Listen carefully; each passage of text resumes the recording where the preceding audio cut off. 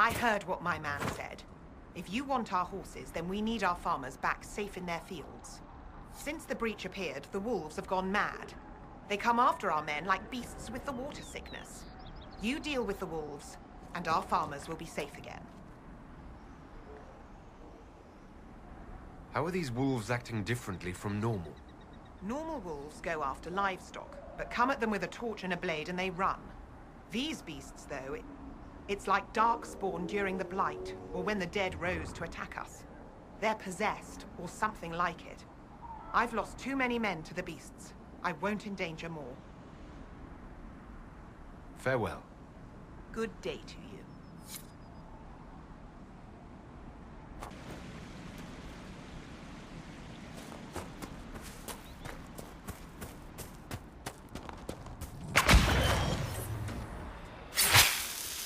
These must be the wolves Master Dennett's wife warned us about.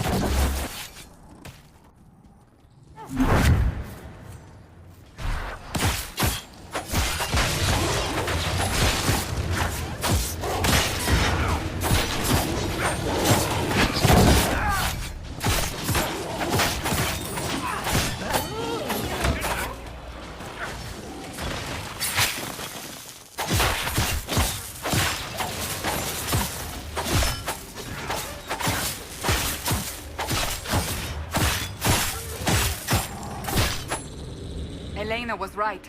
Something has driven these animals mad. The breach may have driven them mad. Or perhaps a demon took command of the pack.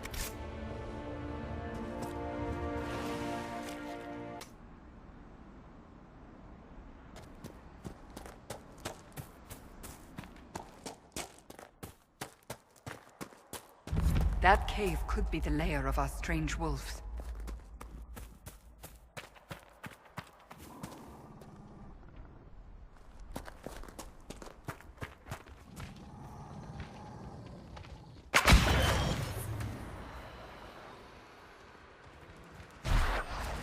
It's a demon!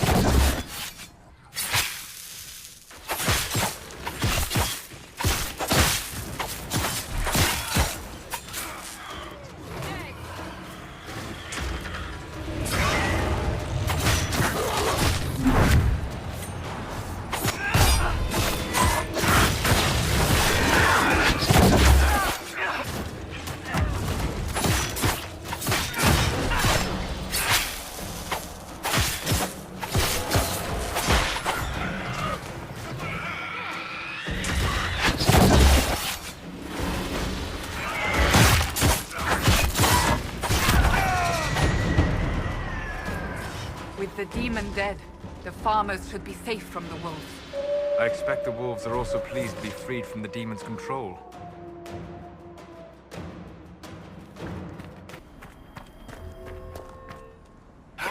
You deal with the wolves, and our farmers will be safe again. The wolves should be back to normal now. They shouldn't be any further trouble. That's good to hear. I'll send word to the farmers and let my husband know what you've done. It may not seem like much, but you've given this land hope it desperately needed. Thank you.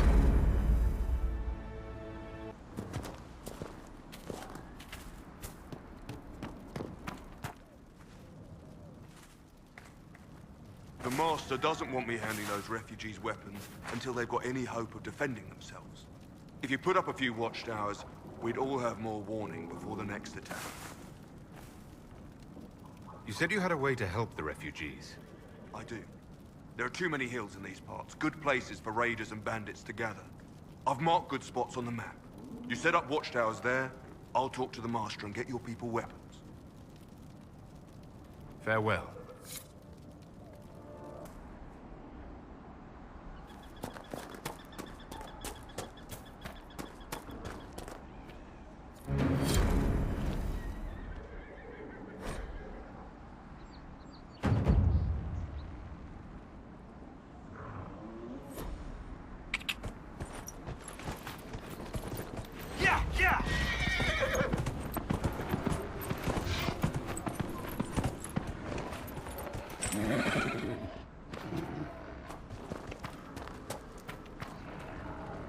Fancy trying out one of my courses? What kind of racing are you talking about? I set up a course over there with stakes in the ground. It's too narrow to race directly, so I time it with a sandglass. You try to ride the course before I call time. I'll try one of your courses. Wonderful. Get your horse and I'll set up the stakes. You make time, I'll throw in some of the dress money Father gave me. Consider it a donation to the Inquisition.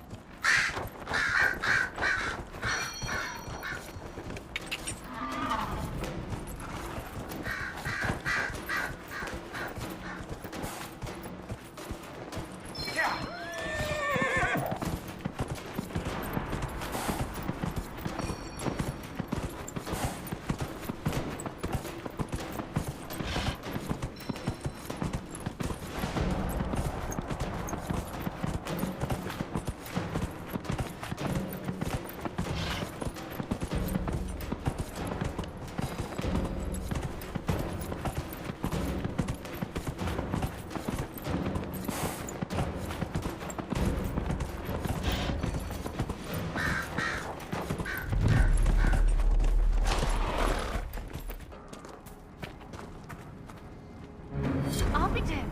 You've mastered every course I set up.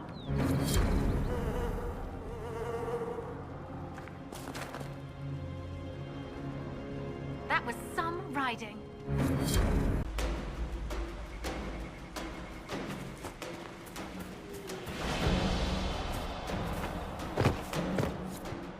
The Templars have secured a position ahead.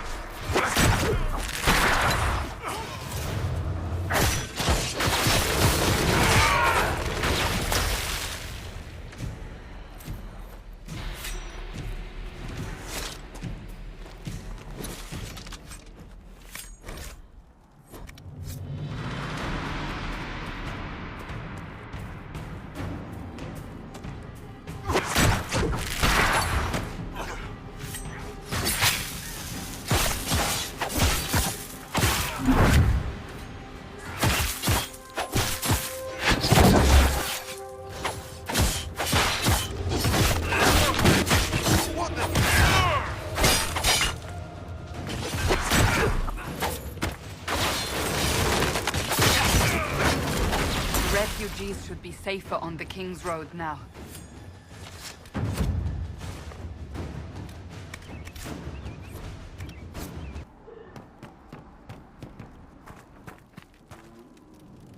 If those refugees are going to defend themselves, they'll need real defenses.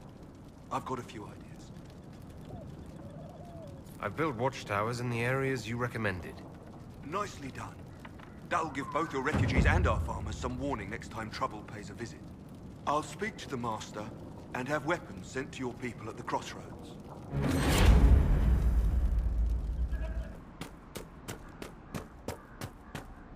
The village is off limits. There's been too much fighting between Templars and mages. Take it elsewhere.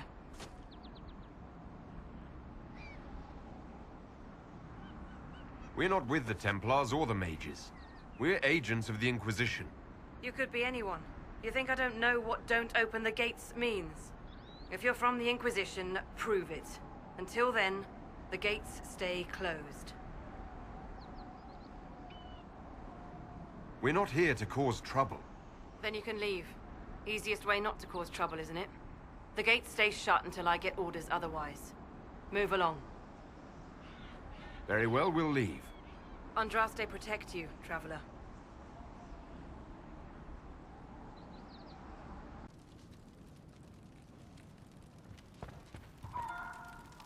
Elena says you got rid of those demon-cursed wolves.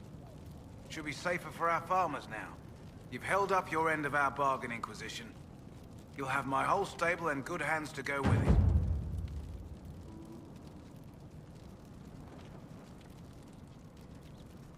What can you tell me about the wilderness around here? Got some old ruins in the forest, from long before any king of Ferelden. The lakes are pretty, though when the weather's odd, you hear tell of spirits. Beyond that, my daughter Sienna set up a track just over there. Fool girl likes to race the horses. You sent your stable hands and your horses to the Inquisition. What about you? Well, you've cleaned up the area, and I can't say I'm not tempted. Still, it feels wrong to abandon my land to go play horsemaster again. Are you Andrastian? This is a matter of faith. The Maker would want the best to join us. I've heard some things about you lot. Can't say I'm not interested in what it all means. All right, Inquisition. I'll look to your horses myself. Never let it be said that Redcliffe gave less than the best. Just let me settle matters here and say goodbye to my wife. I'll meet you at Haven.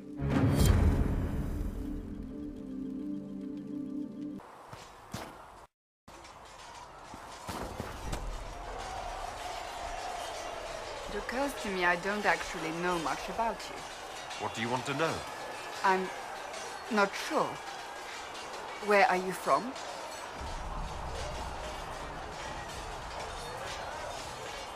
I thought you knew that. I suppose I could ask Liliana. She has collected a frightening amount of information on you. But I don't want to ask her. I want to hear it from you. I was born in Ostwick, and that's where most of my family is. The Trevellians, is it not? A large clan with a rather clever coat of arms. Tell me, do you consider the Free Marches your home? Are you eager to go back?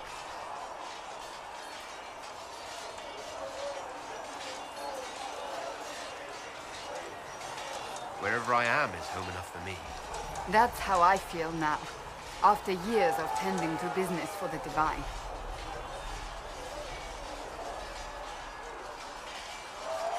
I'd like to get to know you better.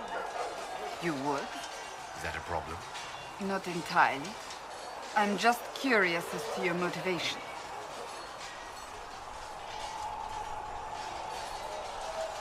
Is there any harm in us becoming a little closer? Plenty. Is that right? As you wish. My name is Cassandra Pentecost, daughter of the Royal House of Navarra, 78th in line for the Navarran throne. I joined the Seekers of Truth as a young woman, and was with the Order until they withdrew from the Chantry. I remained as the Divine's right hand, carrying out her order to form the Inquisition. And here we are. That's all there is to know, my lord.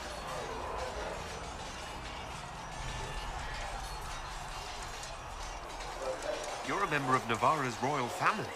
The Pentecosts are a very large clan. Half of Cumberland could say the same. Really? No, but it feels that way. I have hundreds of relatives so distant they need charts to prove we're related at all. And they have them. Oh yes. The Pentecosts value their precious blood like it runs with gold.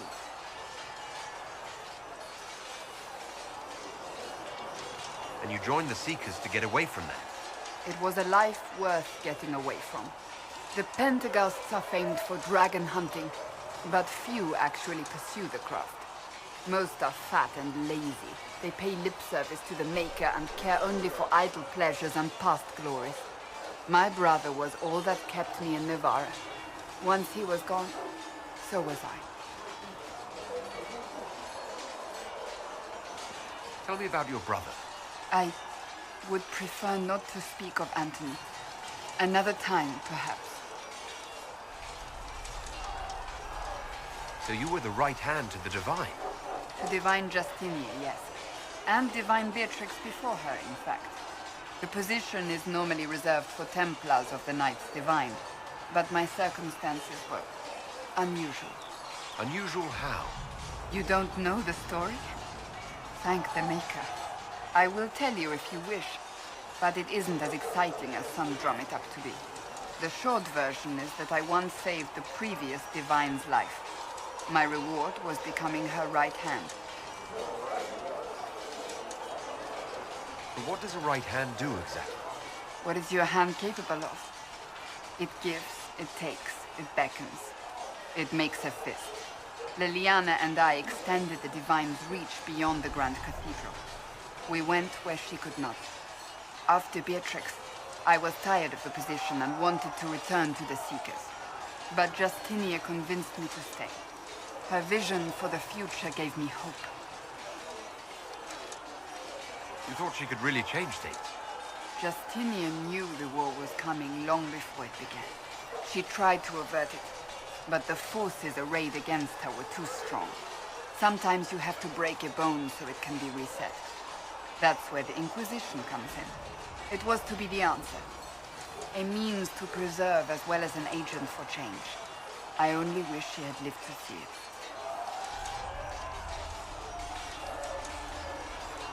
You don't seem to like your homeland much. My family polluted it for me. What little I saw of my homeland was through the bars of a gilded cage. My uncle treated me like a porcelain doll to be placed on a shelf and dusted only when necessary. Thus I did not see Navarra, the real Navarra, until much later. By then I realized I knew it not at all. Your uncle? What about your parents? They had the misfortune of taking the wrong side in the second attempt to overthrow King Marcus. The king executed them, but spared my brother and I since we were family, and children at the time. Thus we were raised by my uncle, a mortale Tarsi who preferred the company of his corpses to the living. Your uncle was a mortale Tarsi? A death mage. He still is. My countrymen do not burn the dead, they bury them in special crypts. The mortale Tarsi supervise the crypts, like priests. Uncle Vestalis oversees the grand necropolis. Navarrans spend more time honoring dead relatives than they do with living ones. It is odd to be so fascinated with death and its trappings. I will never understand it. So what's the story about you becoming the right hand? Sweet Andraste, do you really want to hear that? It was, what, 18, 20 years ago? Some still discuss it like it happened yesterday. The tale gets bigger each time it's told. I barely recognize myself within it now.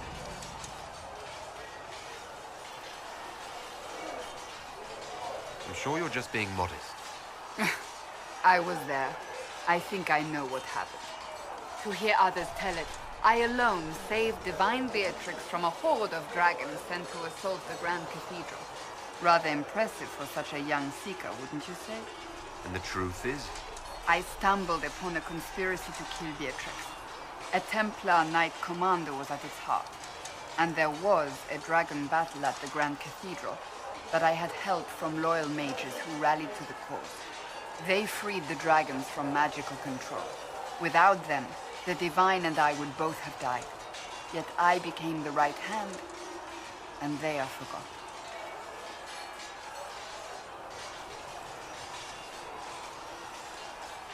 What happened to the mages that helped you? They went back to their circles, with rewards and privileges and Most Holy's gratitude. Many of them died at the convent. You're delightful, you know that? No, I do not know that. I object. There is nothing delightful about me. I beg to differ. I think I preferred you in the stocks. I'll let you get back to work.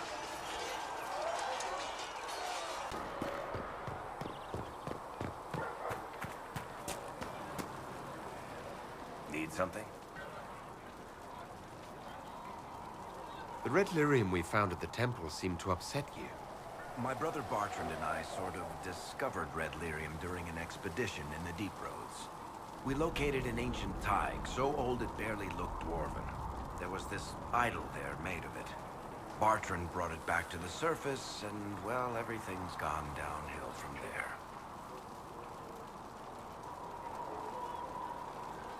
So what is it? Just another kind of lyrium? The red stuff is lyrium like a dragon is a lizard. It's not just a different color. It has a whole host of weirdness all its own. I've written to every mining cast house in Orzammar. No one's seen this stuff before or knows where it came from. What makes it special? Regular lyrium can mess you up pretty badly, but you have to ingest it for that to happen. Red lyrium messes with your mind when you're just near the stuff. You hear singing, get violent, paranoid, and then it does creepy shit. Makes things float, brings statues to life. It also turned Kirkwall's Knight Commander to lyrium. Everyone's been kept at least 100 paces from it since. How did the red lyrium get in the Temple of Sacred Ashes? I don't know. So as far as I knew, the only piece to make it to the surface was destroyed. And the location of the thaig it came from is a secret. Did someone find more of it in the Deep Roads? That's not a cheery thought. I think that's enough on red lyrium. Yeah, not really my favorite subject. Need something? Can I ask you something, Varric? You want to talk about me? I'm flattered. Also inclined toward extravagant lies. How do you and Cassandra know each other? You heard about the Kirkwall Chantry being destroyed? The guy responsible used to be a friend of mine. The Seeker had questions about that, and I had answers.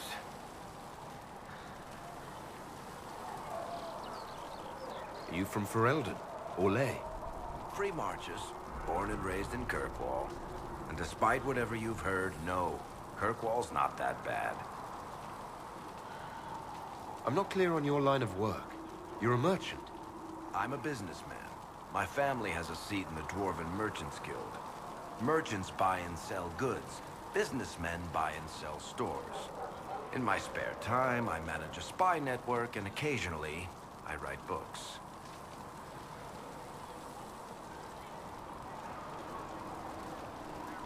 If you've run a spy network, why is Leliana our spy master?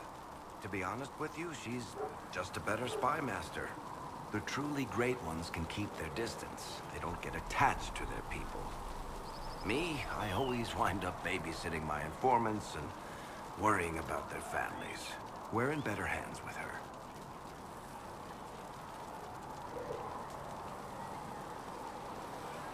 You're an author. What kind of books have you written? I've tried my hands at a few genres. My crime serials are my most popular. Hard in Hightown, guards breaking the rules to get things done. The Tale of the Champion is the most famous thing I've written, or infamous maybe. I started a romance serial once, Swords and Shields, but to be honest, I don't have a knack for romances. Most of my stories end in tragedy. Probably that says something unfortunate about me personally. What sort of shops do you own?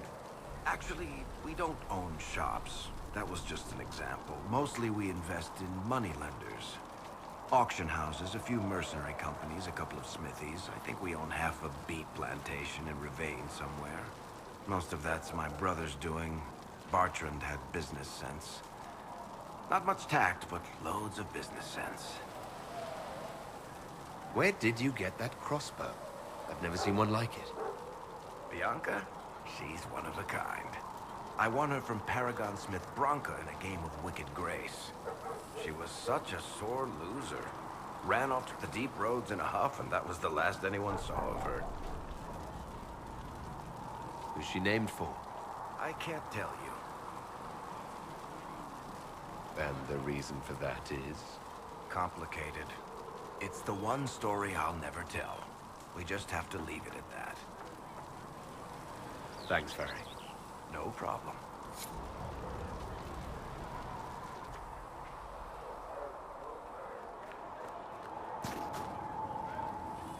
Closing the breach is our primary goal. But I hope we might also discover what was used to create it. Any artifact of such power is dangerous.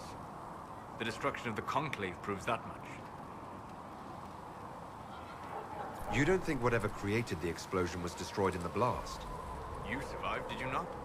The artifact that created the breach is unlike anything seen in this age.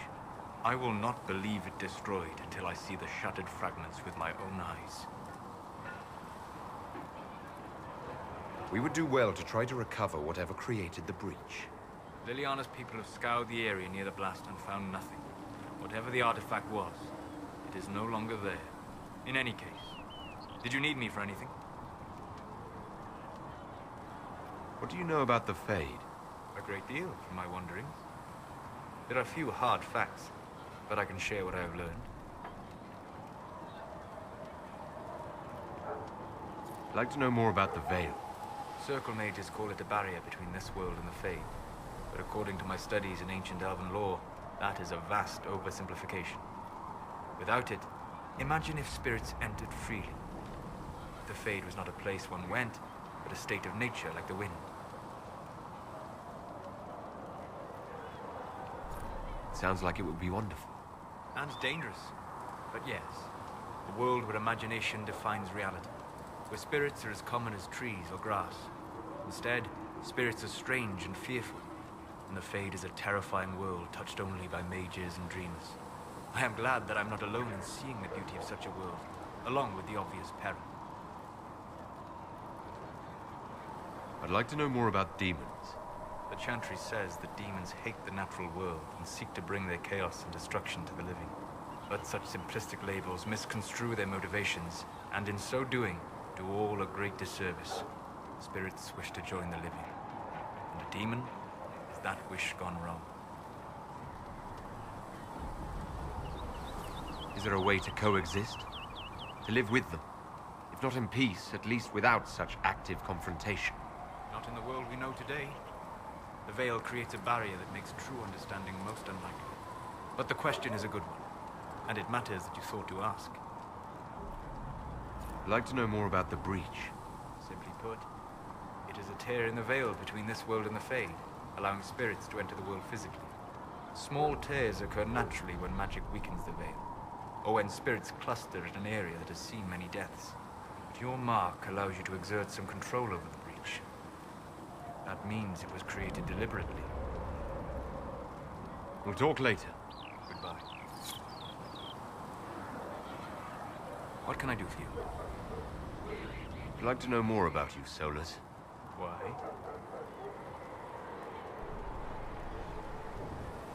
You're an apostate. Yet you risked your freedom to help the Inquisition. Not the wisest course of action when framed that way. I appreciate the work you're doing, Solus. I just wanted to know more about you. I am sorry. With so much fear in the air. What would you know of me? What made you start studying the Fade? I grew up in a village to the north. There was little to interest a young man, especially one gifted with magic. But as I slept, spirits of the Fade showed me glimpses of wonders I had never imagined. I treasured my dreams. Being awake, out of the Fade, became troublesome. Spirits try to tempt you. No more than a brightly colored fruit is deliberately tempting you to eat it. I learned how to defend myself from more aggressive spirits, and how to interact safely with the rest. I learned how to control my dreams with full consciousness. There was so much I wanted to explore. I gather you didn't spend your entire life dreaming. No. Eventually, I was unable to find new areas in the Fade. Why? 2 reasons. First, the Fade reflects the world around it. Unless I travel, I would never find anything new. Second, the Fade reflects and is limited by our imaginations. To find interesting areas, one must be interesting. Is this why you joined the Inquisition? I joined the Inquisition because we were all in terrible danger. If our enemies destroy the world, I would have nowhere to lay my head while dreaming of the Fade.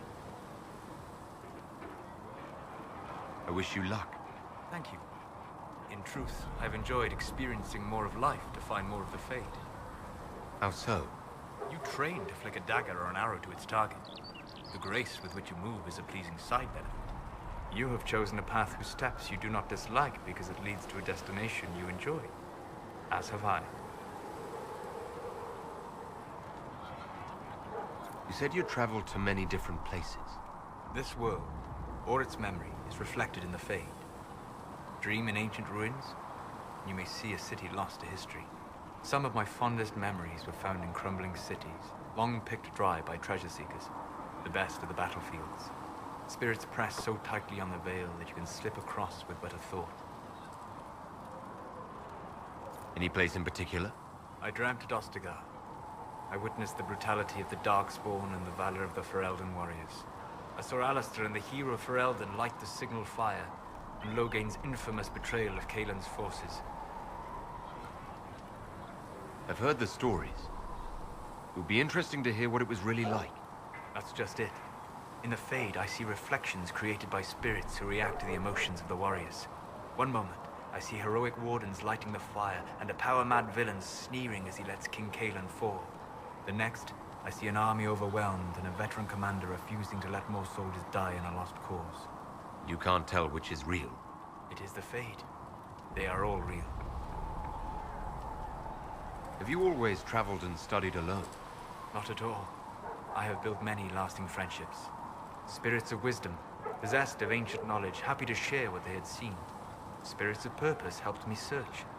Even wisps, curious and playful, would point out treasures I might have missed.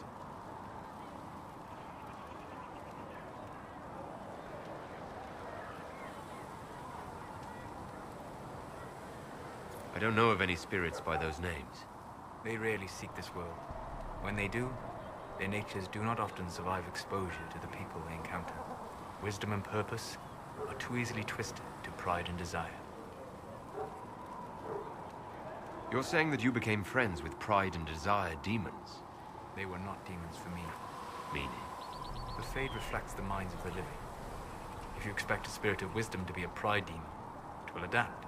And if your mind is free of corrupting influences, if you understand the nature of the spirit, they can be fast friends.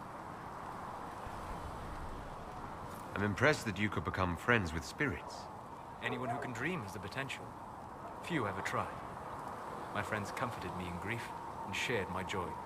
Yet, because they exist without form, as we understand it, the Chantry declares that spirits are not truly people. Is Cassandra defined by her cheekbones and not her faith? Varric by his chest hair and not his wit?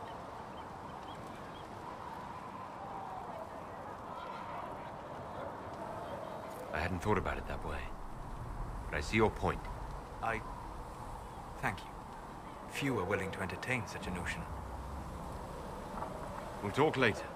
Goodbye.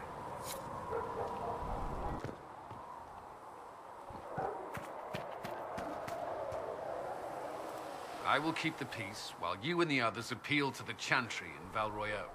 Better ready yourself for the blame you will be rightly assigned. Walk safely. Did you need something? Let's talk about you. Me? Bards tell tales. I bet you tell some good ones. There are plenty of tales in the library. Perhaps you should look for them there. What did you do before you worked for the Divine? I trained to be a spy from a young age. Learned from the best.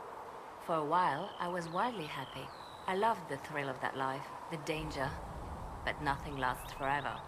I went into hiding, and when I emerged, the Divine called on me. She presented me with my own network of spies, and said I was the only one she could trust. You seem to know a great many people. I have made friends, And on occasion enemies. It's unavoidable.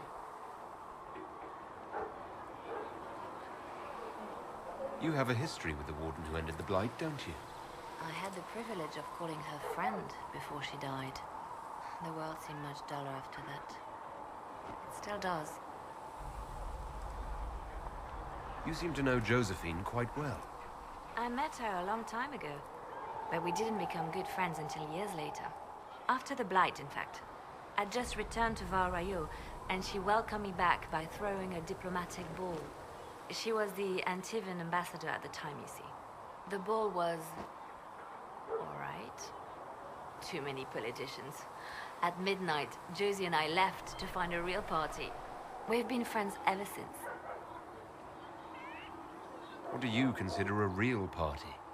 It's not a real party until someone's small clothes are pinned to a chantry board. And that's all I'm saying about it. We can continue this conversation later. You know where I am.